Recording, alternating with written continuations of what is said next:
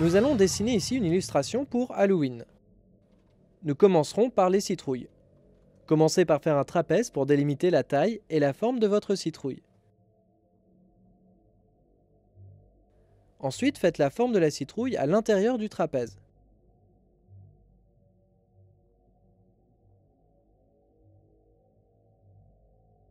Puis faites des lignes courbes, comme ceci, qui vont vers la gauche sur la partie gauche et vers la droite sur la partie droite pour créer les perspectives de la citrouille. Faites bien ressortir chaque courbe sur le dessus et le dessous comme ceci pour montrer le relief de la citrouille. Gommez les lignes inutiles.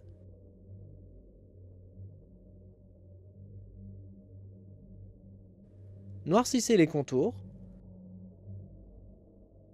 Ensuite, faites la tige de la citrouille comme ceci. Puis dessinez ses yeux. Ici, nous les dessinons avec cette forme. Ensuite, la bouche en lui faisant des dents pointues.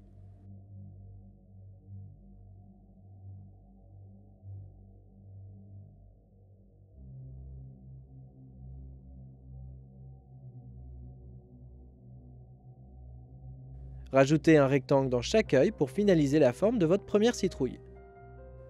Maintenant, nous allons faire une deuxième citrouille, dont la forme sera un peu différente, comme vous allez le voir. Nous lui faisons des yeux différents.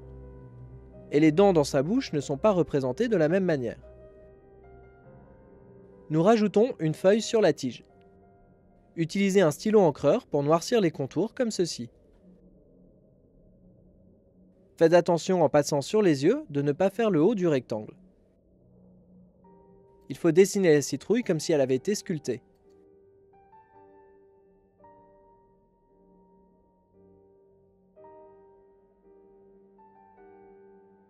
Faites la même chose pour la deuxième, tout en faisant attention aux yeux, mais aussi aux dents.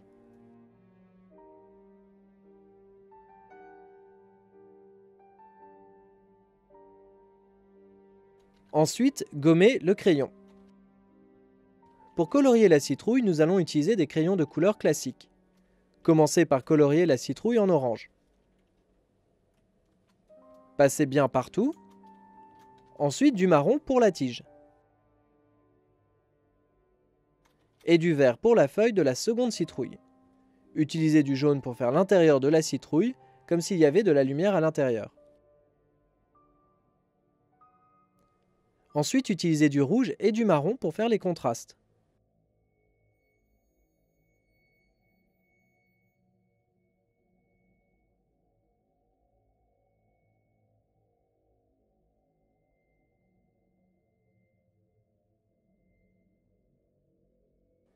Pour leur donner un côté un peu mignon, on rajoute des rougeurs sur les joues.